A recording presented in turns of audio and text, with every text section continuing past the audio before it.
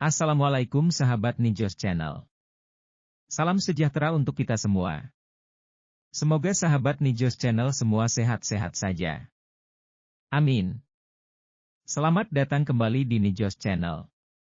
Kali ini Nijos Channel mengajak sahabat semua untuk mendengarkan kajian Bada Subuh yang diselenggarakan oleh DKM Masjid Jami Al-Ikhwan.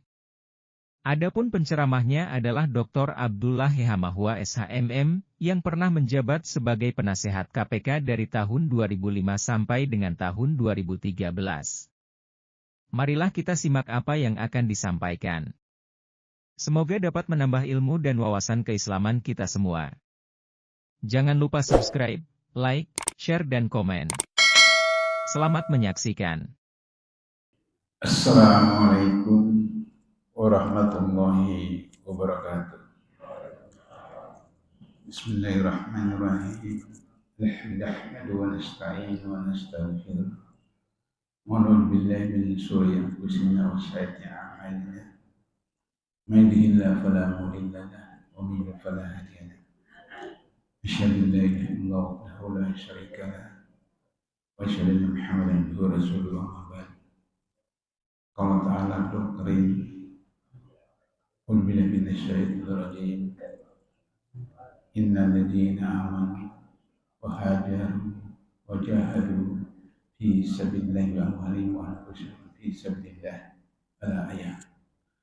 Sadaqallahul azim. Bapak Ibu jamaah salat subuh insyaallah dalam nama Allah SWT. Intinya kita menyampaikan rasa syukur puji dan puji dari Allah SWT yang terselamat terpilih hidayahnya. Kita masih memiliki nikmat iman, nikmat Islam, nikmat kesehatan, nikmat kesempatan sehingga kita berwajah dalam salat subuh berjamaah pagi ini, dan kita lanjutkan dengan sedikit tadarus. Tidak lupa salawat dan salam kepada Nabi kita besar Muhammad SAW, keluarga, sahabat, tabi'in, tabi'in sampai kepada kita sekalian. Sesuai dengan tematik yang saya sampaikan sejak awal pertemuan kita, bahwa kita mulai dengan marhalah pertama perjuangan Rasulullah, yaitu akidah melalui pembinaan di Rumah Arqam.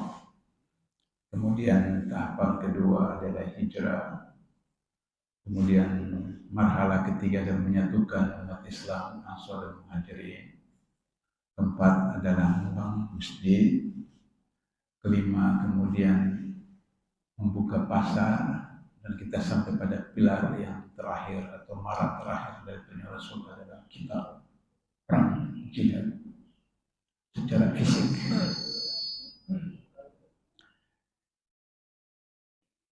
Kita tahu bahwa sebelum perang Badar ada beberapa hal sebagai pemicu terjadinya perang Badar tersebut. Dan perang Badar adalah perang pertama di dalam sejarah Islam.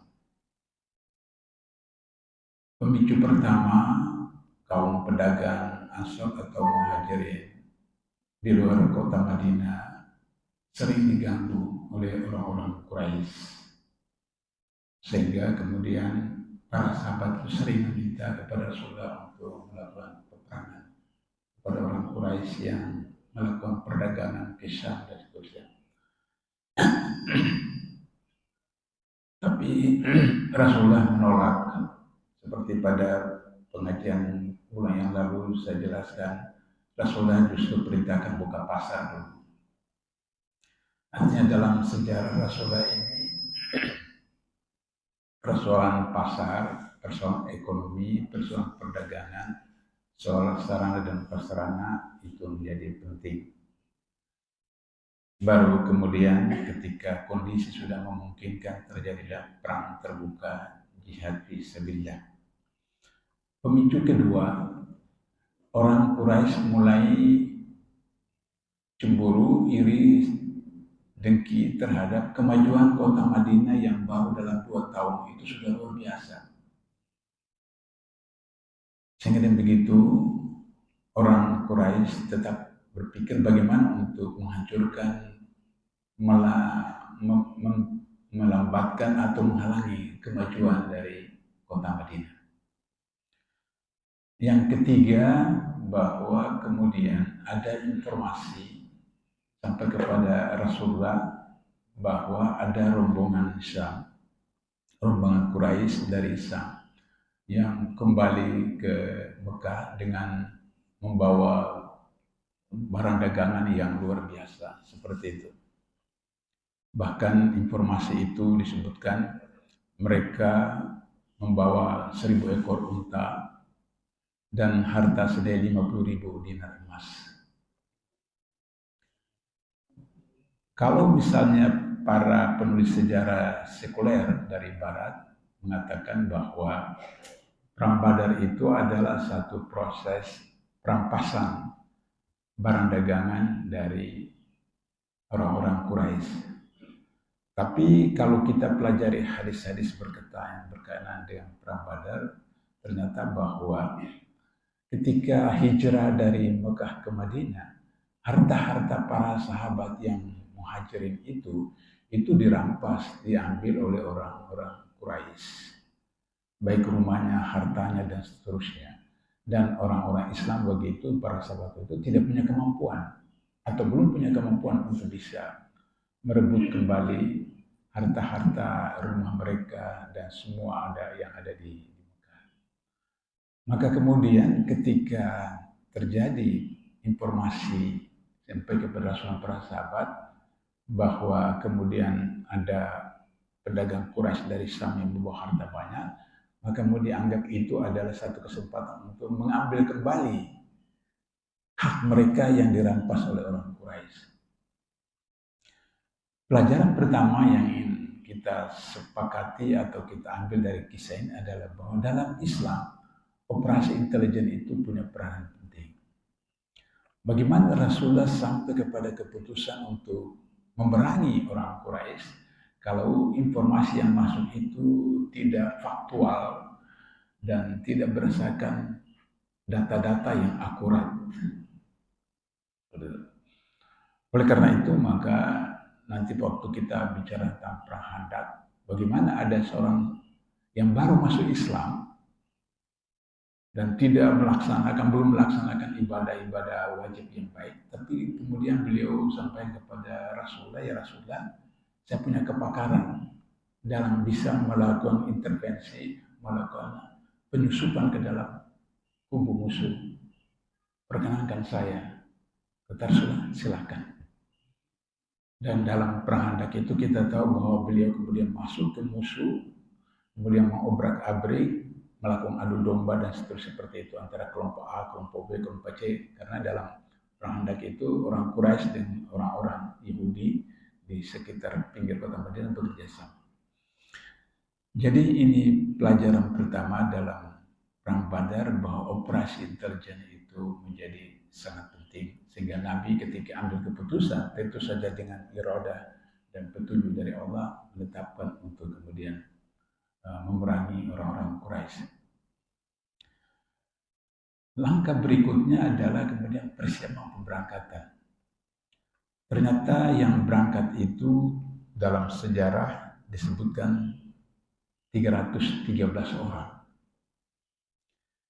313 orang itu terjadi pada tanggal 17 Maret 2624 Miladiah atau 17 Ramadan tahun kedua Hijriah. Pelajaran kedua yang ingin kita kongsi di sini adalah bahwa Shaum Ramadan itu tidak bermakna bahwa tidak bisa beraktivitas. Sebab kita dalam masyarakat itu hanya bulan Ramadan. Nggak boleh perang, nggak boleh apa, nggak boleh ibadah saja, ubudiyah saja, dan seterusnya. Justru perang Badar terjadi pada bulan Ramadan. Sehingga dengan begitu maka justru dalam bulan Ramadan itulah berbagai bantuan, berbagai hikmah, berbagai pertolongan yang diberikan oleh Allah yang nanti dari kita lihat dan sejarah berikutnya bagaimana Allah membantu umat Islam seperti itu. Dan kemudian mereka melawan 1.000 orang Quraisy yang dari jumlah orang saja tidak berbanding lurus. Belum lagi dari soal persenjataan. Dari persenjataan luar biasa, kaum Quraisy, kuda, onta, pasukan baju perang, dan seterusnya. Tapi yang menarik, bagaimana strategi dan taktik operasional dari perang Badar itu yang sekarang diterapkan oleh tentara di dunia itu mengikuti pola Rasulullah dalam perang Badar. Biasa sebelum perang terbuka itu Rasulullah mengutus petugas untuk memantau keadaan musuh. Kemudian ada pasukan di depan yang biasa pasukan kuda. Baru kemudian pasukan tengah, ada sayap kanan, sayap kiri, dan kemudian tengah. Nabi biasa di tengah ini. Baru ada pasukan penutup di belakang. Itu adalah strategi taktik perang yang diterapkan oleh Rasulullah pada perang Badar dan itu kemudian juga pada beberapa perang lain. Dan itu yang sekarang diterapkan dalam sistem militer di dunia, termasuk TNI di Indonesia. Jadi ada pasukan pendahulu sebagai pemantau dan terusnya, dan biasanya itu pasukan kuda, kemudian ada sayap kanan, sayap kiri, kemudian tengah Rasulullah, kemudian pasukan penutup di belakang, itu melindungi pasukan Rasulullah seperti itu. Pelajaran ketiga dari perang Badar, Rasulullah memilih tempat itu di Badar. Badar itu satu tempat di antara Mekah dan Madinah. Kenapa kemudian Rasul memilih tempat itu? Karena di situ ada mata air, ada sumber air. Sehingga di dalam strategi perang yang diterapkan di berbagai tentara di dunia, termasuk di Indonesia, adalah menguasai posisi-posisi strategis. Salah satunya adalah sumber makanan, sumber air, dan kemudian transportasi. Dalam ilmu militer yang disebut dengan strategi itu adalah merebut sesuatu yang dengan sesuatu itu bisa masuk kepada markas lawan. Jadi kalau ini ada jembatan, ini berbagai jalan, kemudian masuk kota Depok, maka perebutan jembatan itu disebut dengan sebagai strategi. Merebut strategi, maka kemudian bisa mencapai tujuan. Itu strategi dalam ilmu militer. Nah, Badar merupakan strategi yang dicapai oleh Rasulullah karena situ ada sumber mata air. Pada beberapa waktu yang lalu kita jelaskan bahwa sebenarnya di Badar Rasulullah sudah pasang kemah, subkemah, tapi seorang sahabat yang baru masuk Islam, Salman Al-Farisi, bukan orang Arab, kemudian bertanya kepada Rasulullah, ya Rasulullah, apakah memilih tempat ini wahyu atau pendapat Rasul sendiri? Kata Rasulullah, pendapat sendiri. Kata sahabat ini, saya sarankan di sana. Jadi masih di kawasan Badar. Kata Rasulullah, kenapa? Di sana ada mata air. Di padang pasir, siapa yang menguasai mata air, maka akan menguasai peperangan, memenangkan perang. Dan Rasulullah setuju. Jadi dalam ilmu militer bahwa menguasai lingkungan dengan sumber-sumber makanan, transportasi, dan kemudian lokasi itu menjadi penting. Karena itu maka kemudian ketika menghadapi peperangan itu, kita lihat Rasulullah itu pasukannya cuma orang yang punya 8 pedang. Cuma 8 orang yang punya pedang. Kemudian punya baju perang cuma 6 orang. Baju perang itu kan mahal. Kemudian hanya 70 ekor unta. 70 ekor unta. Dan kemudian 2 ekor kuda. Bandingkan dengan pasukan Quraisy. Pasukan Quraisy itu 1.000 orang. 600 punya persenjataan lengkap. 700 unta dan 300 kuda. Sangat pincang. Sehingga meskipun kalah dalam jumlah pasukan, kaum muslimin tetap bersemangat untuk berjihad di bulan Ramadan. Maka kemudian ketika Rasulullah melihat itu, sebagai manusia, Rasulullah sebagai manusia, itu sampai meneteskan air mata.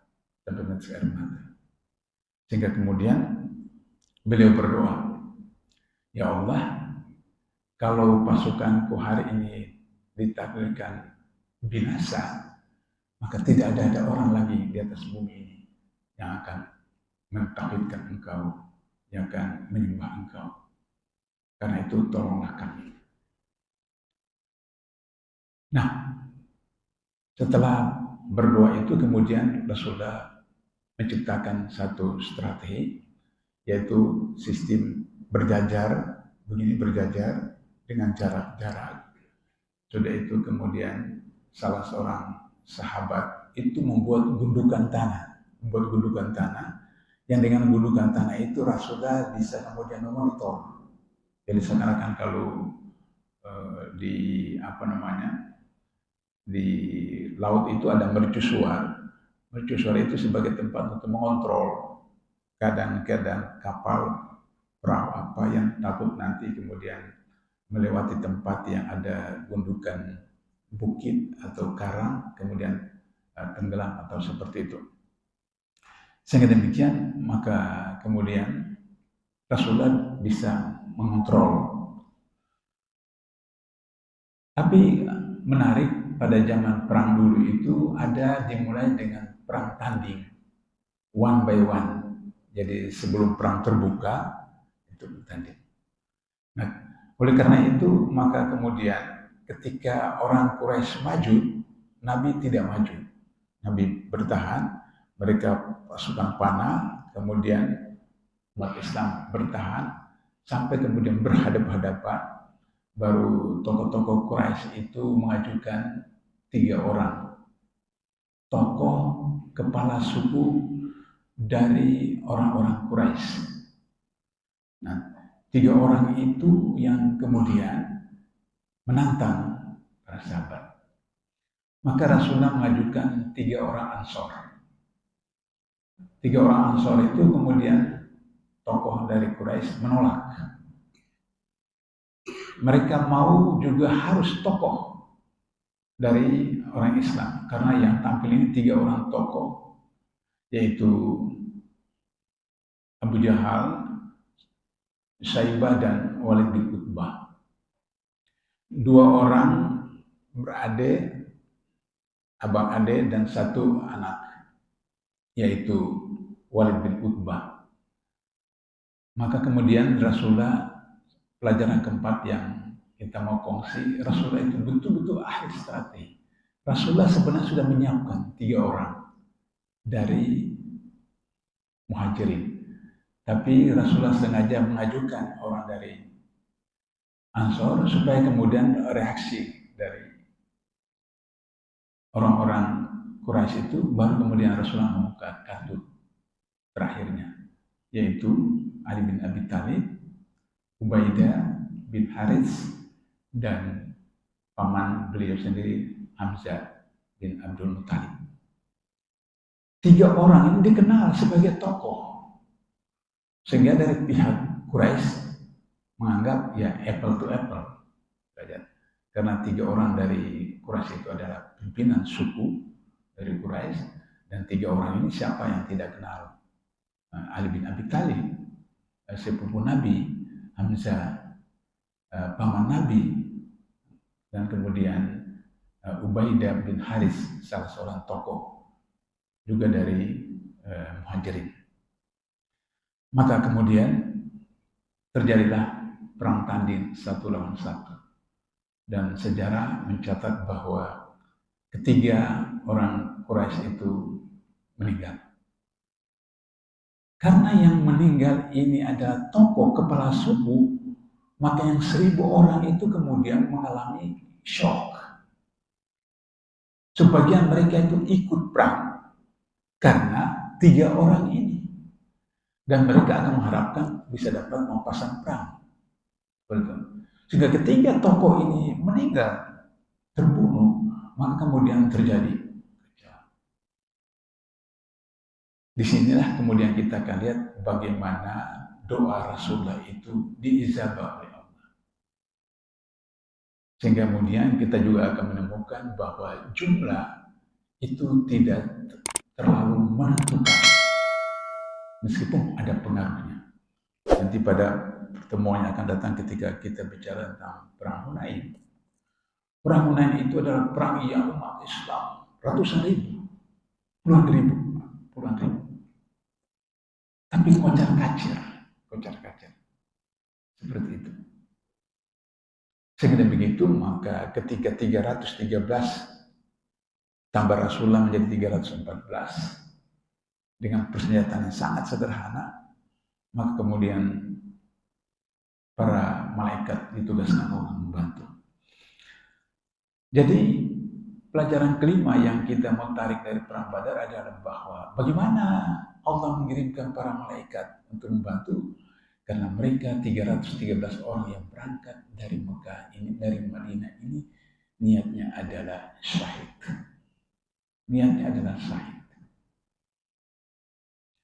Karena niatnya syahid, maka kemudian Allah memerintahkan para malaikat. Ketika syahid, maka orang tidak pikirkan lagi apakah keluarga, apakah istri, apakah anak, apa jabatan, dan seterusnya. Pokoknya mau syahid. Nah, dari situ kita bisa tahu bahwa kemudian Allah mengirimkan bantuan pasukan, dikisahkan secara qat'i di dalam ayat-ayat Al-Quran. Beberapa ayat yang saya sampaikan, misalnya Al-Imran 123, sesungguhnya Allah telah menolongmu dalam peperang Badar. Disebutkan dalam Al-Quran. Padahal kamu adalah ketika itu orang-orang yang lemah. Oleh sebab itu bertakwalah kepada Allah agar kamu mensyukurinya. Jadi ayat itu ditutup dengan kata takwa. Takwa dalam bahasa sederhana adalah melaksanakan semua yang diperintah, meninggalkan yang dilarang. Oleh karena itu dalam surat Al-Anfal 172 yang saya bacakan pada mukadimah tadi, innal ladzina amanu, orang yang beriman, wahajaru, yang berhijrah, wajahadu, yang berjihad, fi sabilillah, dalam peperangan dalam jalan Allah, dengan harta, bi amwalihim wa anfusihim. Jadi dengan harta dan nyawa. Jadi ayat itu menyebutkan dulu dengan harta. Kenapa? Karena untuk pergi perang harus ada persenjataan, harus punya persenjataan, harus ada kendaraan, karena jaraknya ratusan kilo, seperti itu. Karena itu nanti kita akan lihat dalam kisah-kisah berikutnya, orang sedih. Ada seseorang yang datang kepada Rasulullah untuk minta barangkali ada yang bisa digunakan untuk berperang. Rasulullah minta maaf, tidak ada. Sedih dia, menangis. Dia tidak dapat perlengkapan untuk pergi perang. Nah, ini yang kita lihat bahwa ayat itu ditutup dengan kata takwa, yaitu melaksanakan diperintah dan meninggalkan dilarang. Sehingga begitu ikhlas, maka Allah turunkan ayat berikutnya, Al-Imran 124. Ingatlah ketika kamu mengatakan kepada orang mukmin, apakah tidak cukup bagi Allah membantumu dengan 3.000 malaikat yang diturunkan dari langit? 3.000. Rasulullah kemudian bicara dengan Abu Bakar. Itu sekian ratus ribu. Umat ini cuma 313. Para sahabat khawatir. Maka kata Rasulullah, seperti dilukiskan oleh Al-Quran. Ingatlah ketika kamu mengatakan kepada orang mukmin, apakah tidak cukup bagimu Allah membantu? Ini sama dengan kisah nanti waktu kita sudah bahas yang dulu ketika dibuat sur. Abu Bakar dengan Rasulullah dia membuat sur. Yang itu kalau lihat pintu sur itu sudah bapak-bapak yang pernah umroh atau haji dibawa ke situ, lihat itu kan gua kecil yang kalau lihat begini saja kelihatan, sehingga kemudian Abu Bakar takut betul, ini kalau ada orang lewat sini kelihatan. Tapi kata Rasulullah mengatakan, tidak usah takut Abu Bakar, Allah bersama kita. Itu Allah kisahkan di dalam Al-Quran. Jadi begini juga dalam Al-Imran 126, Allah mengingatkan. Sehingga begitu maka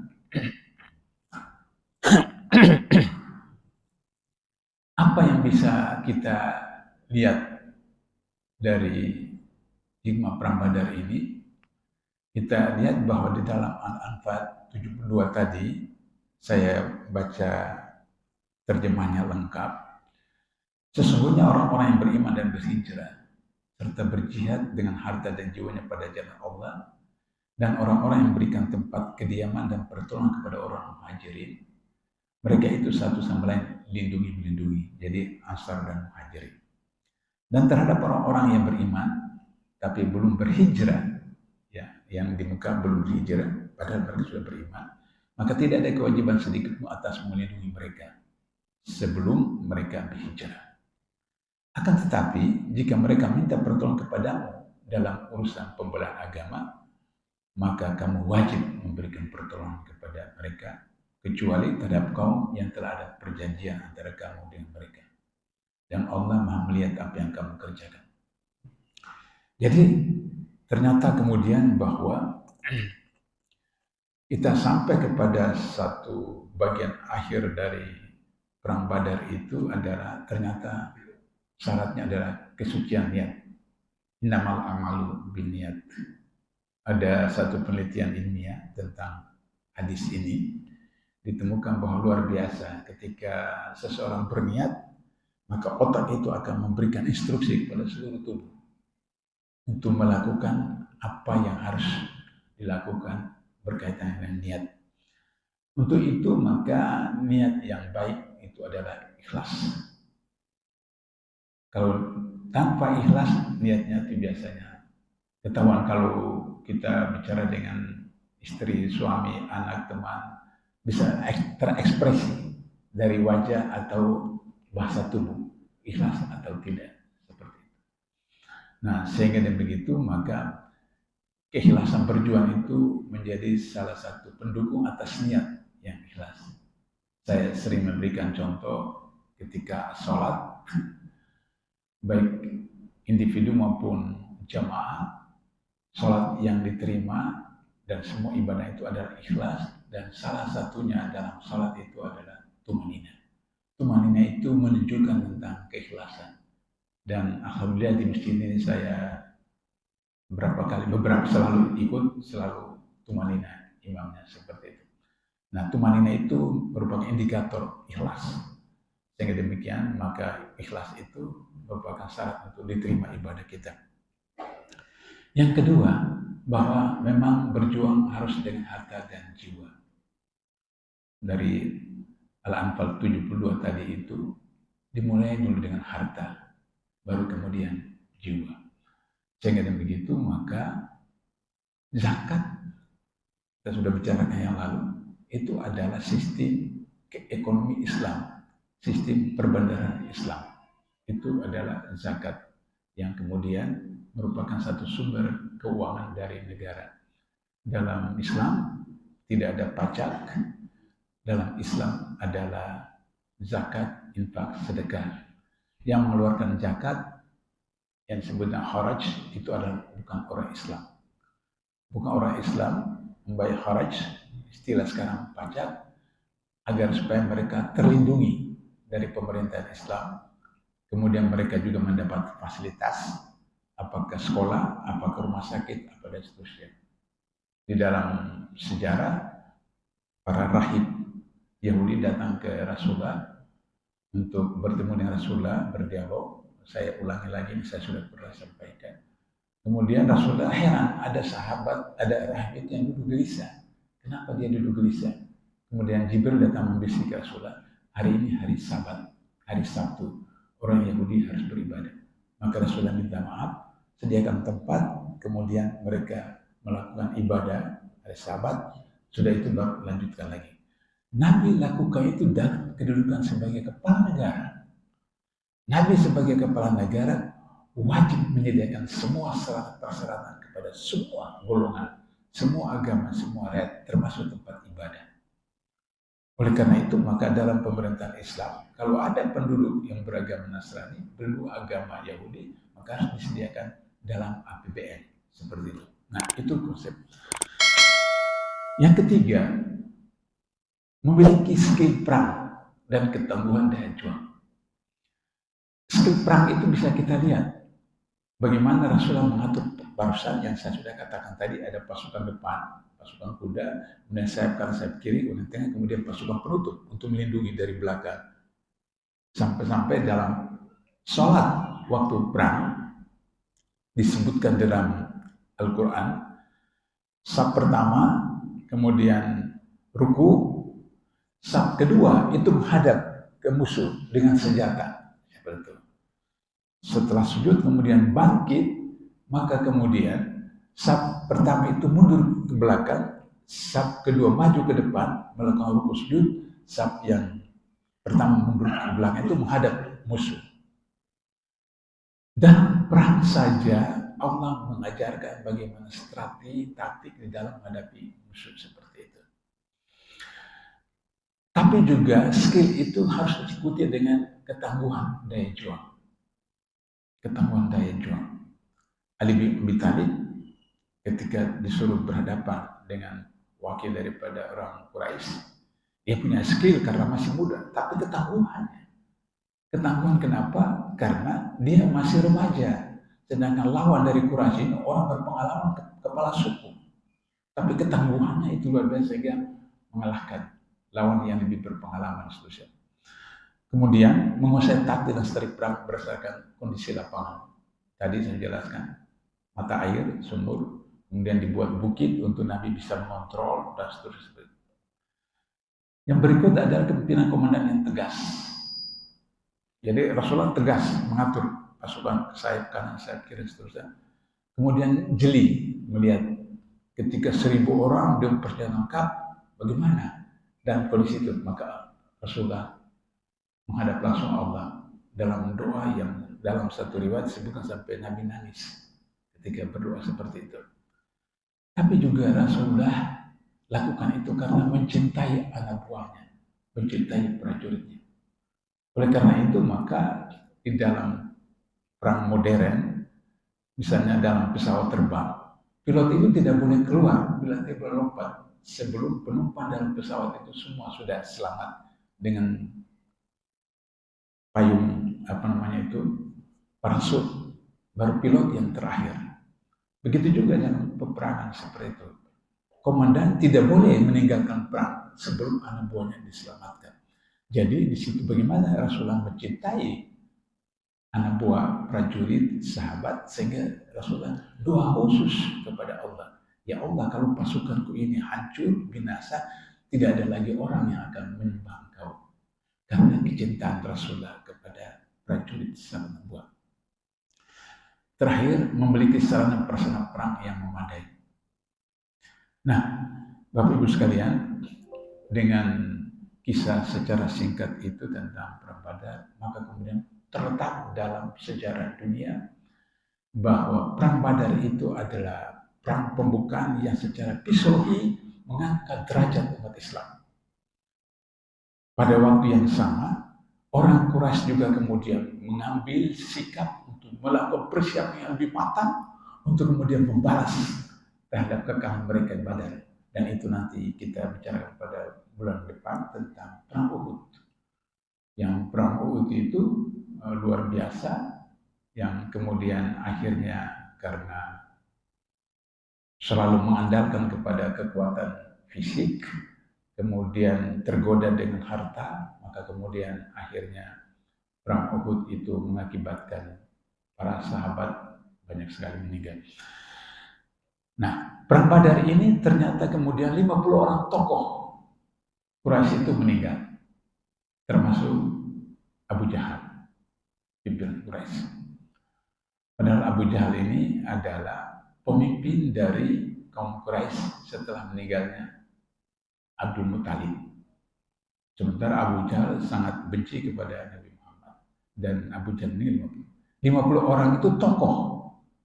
Sedangkan di umat Islam 14 orang yang syahid, termasuk sahabat yang waktu perang tanding itu, Ubaidah bin Haris, ternyata mendapat luka yang cukup parah dan dibawa ke Rasulullah, dan kemudian beliau syahid di depan Rasulullah.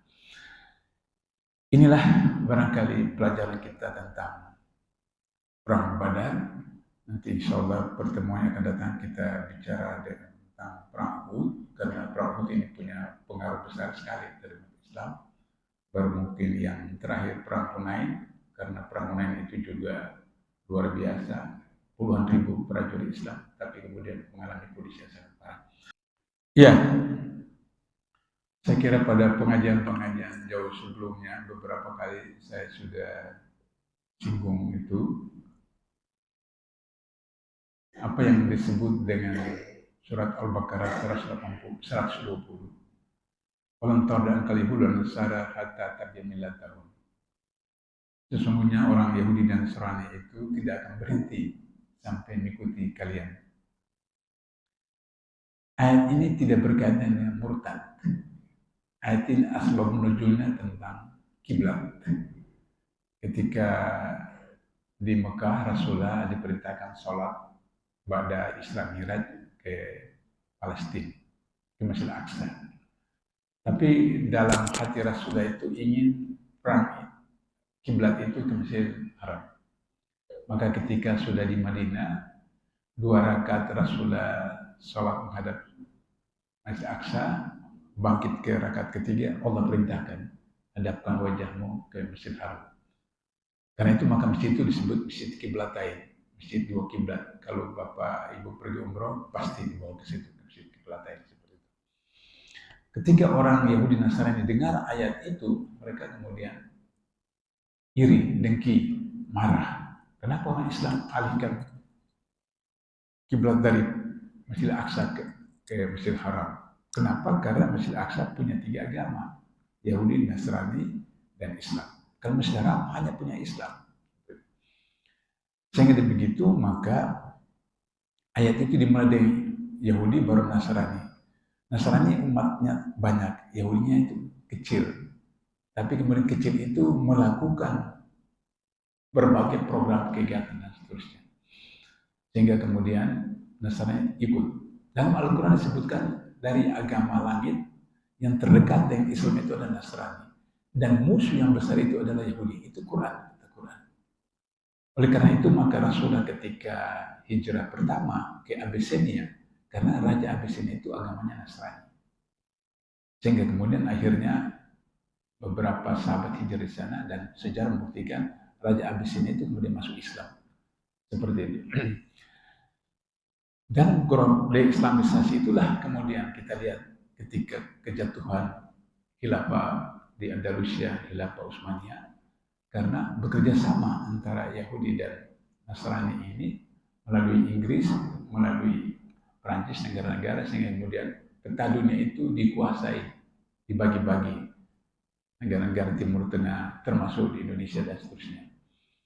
Nah, ketika Kesultanan Turki jatuh, khilafah Turki jatuh, itu perjanjian antara pimpinan Turki sekuler waktu itu dengan pemerintah Inggris bahwa akan diberikan keleluasan kepada Turki, syaratnya khilafah Islam harus dihapuskan dan kemudian dilakukan sekularisasi di Turki seperti itu. Jadi itu akibat dari Perang Dunia Pertama dan Perang Dunia Kedua seperti itu. Sehingga akhirnya seperti sekarang ketika kita menghadapi kasus Gaza dan kasus Palestina seperti itu, karena negara-negara dunia termasuk negara-negara bermayoritas beragama Islam itu berada pada posisi seperti itu. Nah, sehingga begitu maka akhirnya kondisi seperti hari ini. Kata Rasulullah, sekali waktu kalian seperti buih di lautan, bergantung dari mana tiupan angin. Kata sahabat, apakah waktu itu jumlah kami kecil? Kata Rasulullah, justru jumlah kalian banyak, tapi hubbu dunia wa karihal maut. Umat Islam hari ini sudah 1,9 M di dunia. Nomor 2 terbanyak dunia setelah Hindu. Dulu nomor 3 Hindu, Nasrani, baru Islam. Sekarang Islam sudah naik urutan kedua. Habis Hindu, Islam, baru Nasrani. Nah, sehingga begitu maka jumlah yang banyak itu tidak berpengaruh karena cinta dunia, kemudian takut mati.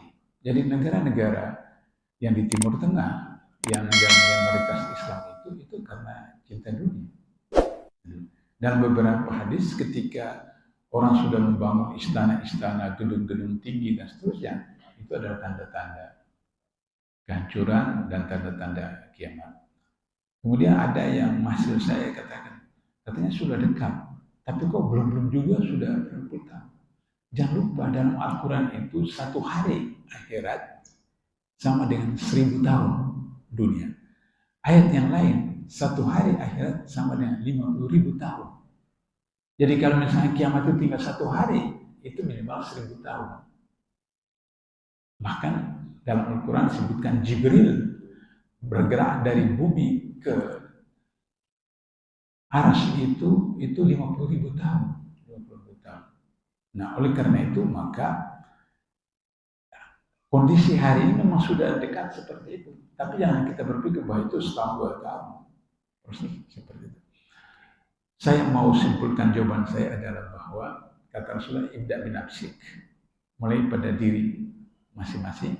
Kemudian surat At-Tahrim ayat 6, ya ayyuhalladzina amanu qu anfusakum wa ahlikum nar.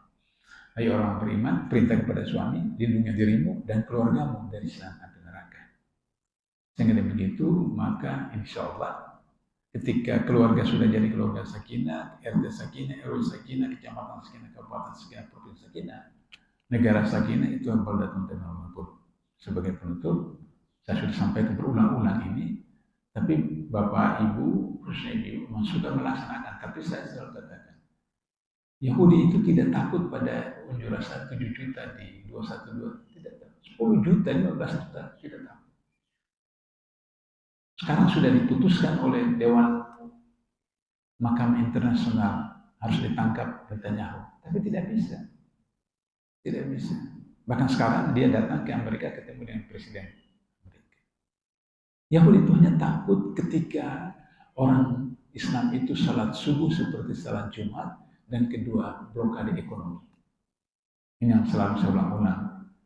Mau nggak kita jangan lagi datang belanja ke supermarket, jangan lagi belanja ke mall, jangan lagi belanja ke mart-mart yang lain kecuali 212 mart. Belanja di pasar tradisional, pasar pribumi. Jangan lagi merokok, jangan lagi simpan uang di bank konvensional seperti itu. Berani enggak seperti itu? Kali itu saya yakin tidak sampai setahun selesai persoalan. Karena perekonomian di dunia, industri di dunia, supermarket, mall dan sebagainya itu dikuasai oleh mereka.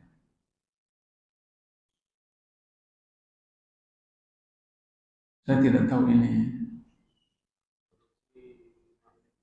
ya, produksi jamaah. Nah ini, kalau sudah dimulai, jadi apalagi jangan lagi yang seperti itu.